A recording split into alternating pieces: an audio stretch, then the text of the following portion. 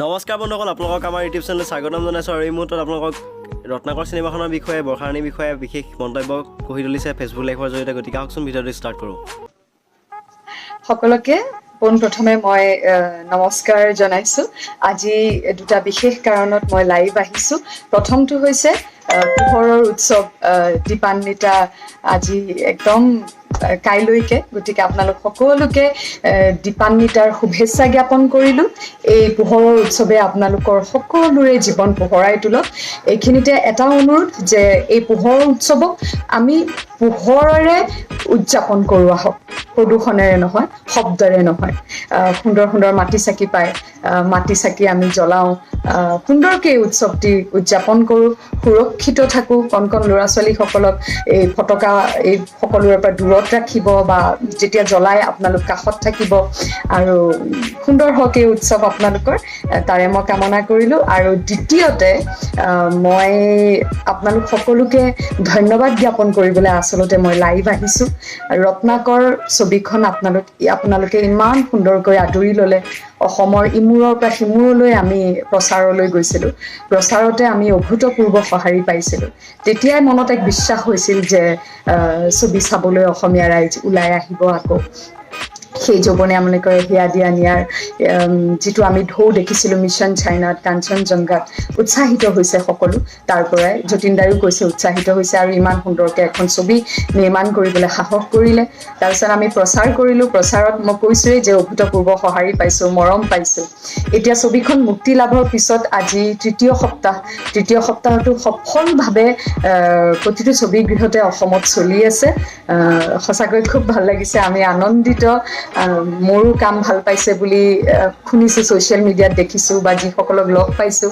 আটাইতকৈ গুৰুত্বপূৰ্ণ কথাটো হৈছে যে বৰষাৰাণী বুলি নহয়, মানসী হিচাপে সকলোৱে মনত ৰাখিছে যে সেইটো আচলতে এগৰাকী অভিনেত্ৰী হিচাপে মই ভাবোঁ কিছু দূৰ হয়তো মই সফল হ'ব পাৰিছোঁ। কিয়নো এটা চৰিত্ৰ অভিনয় নহয়, আজিকালি এটা চৰিত্ৰ ৰূপায়ণ কৰাৰ যুগ। চৰিত্ৰ এটা ৰূপায়ণ কৰিছিলোঁ, সেই চৰিত্ৰটো আপোনালোকৰ মাজত যে জীৱন্ত কৰি তুলিব পাৰিছোঁ, সেইটো মই অশেষ চেষ্টা কৰিছিলোঁ। আপোনালোকে ভাল পাইছে বুলি জানি মই খুব ভাল লাগিছে। আৰু ৰত্নাকৰ হৈছে টিম ৱৰ্ক, আমি সকলোতে কৰি আহিছোঁ। প্ৰথমেই যেতিয়া প্ৰচাৰ কৰিবলৈ ওলাই গৈছিলোঁ, আমি আধা যুদ্ধ আচলতে গানেৰে, মিউজিকেৰে আমি জয় কৰিছিলোঁ। জুবিন গাৰ্গৰ মিউজিক আছিলে, বৰ সুন্দৰ সুন্দৰ গীত। তেখেতৰ যি ভাৰ্চিটেলিটি, সেই ভাৰ্চিটেলিটি আমি এই ছবিখনৰ প্ৰতিটো গীতত আপোনালোকে ভিন ভিন সোৱাদ, ৰাতি ৰাতিটো ভিন্ন সোৱাদ, তাৰপিছত এটা কথা কোৱা না, বা প্ৰতিটো গীতেই আপোনালোকে দেখিছে এই ছবিত। ইমান সুন্দৰ সংগীতেৰে আমি আচলতে আধা যুদ্ধ ইতিমধ্যে জয় কৰিছিলোঁ।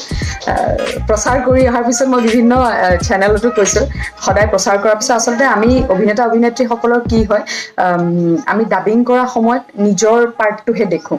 গতিকে সেই ডাবিং কৰোঁতে যিখিনি নিজৰ পাৰ্ট দেখিছিলোঁ ভাল লাগিছিল, কিন্তু এজ এ হোল ছবিখন যদিও যতীন দা আৰু মিমিয়ে কৈ আছিল চাইডে চাইডে, আমি সময় নাপালোঁ কাৰণ প্ৰচাৰ ব্যস্ত হৈ থাকিলোঁ। তাৰপিছত পূজা আহি গ'ল। সদায় ৰাতি আকৌ ভয় লাগে, সুধো মিমিকৈ ছবিখন ভাল হৈছে নে নাই, তাই কয় চিন্তা নকৰিবি, এখন ফিল গুড ছবি হৈছে। মিমি অৰ্থাৎ যতীন বৰাৰ সহধৰ্মিনী নৱনীতা শৰ্মা, প্ৰযোজিকাও তেখেতে এই ছবিখনৰ।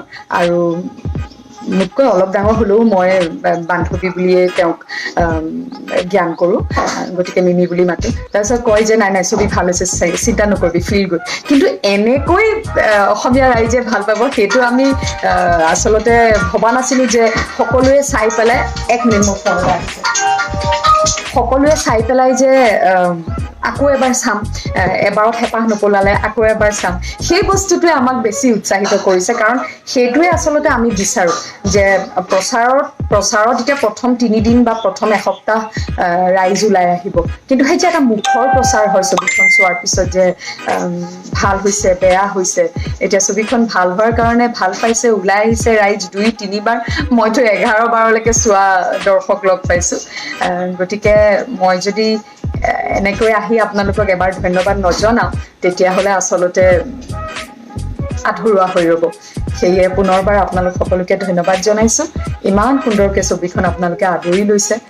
এটা কথা প্ৰমাণ হৈ গৈছে যে অসমত অসমীয়া ছবি যদি ভাল হয় কেৱল অসমীয়া ছবিয়ে চলিব কিয়নো আমাৰ ছবি মুক্তি লাভ কৰোঁতে ৱাৰ বুলি এখন ছবি ৰিলিজ হৈছিলে যিখনটো গোটেই পৃথিৱীত অল অভাৰ দি ৱৰ্ল্ড চবতে মিলি পেলাই চেল হৈছে প্ৰায় 250 কোটি কিন্তু অসমত ৰত্নাকৰতকৈ কম চেল আৰু শ্ব'জ কমাই দিবলগীয়া হৈছিল সেইটো সঁচাকৈ আনন্দৰ বিষয় ভাল কাম কৰিব লাগিব দায়িত্ব বাঢ়িলে ছবি নিৰ্মাতাসকলৰ আমাৰ সকলোৰে এতিয়াৰ যি যুগ চলি আছে অভিনয়ৰ ক্ষেত্ৰত হওক টেকনিকেলি হওক চাৰিওফালৰ পৰা এখন সৰ্বাংগ সুন্দৰ ছবি দিয়াৰ আমি চেষ্টা কৰি যাম সদায় যে সফল হ'ম সেইটোও নহয় বিফল হ'লেও আপোনালোকে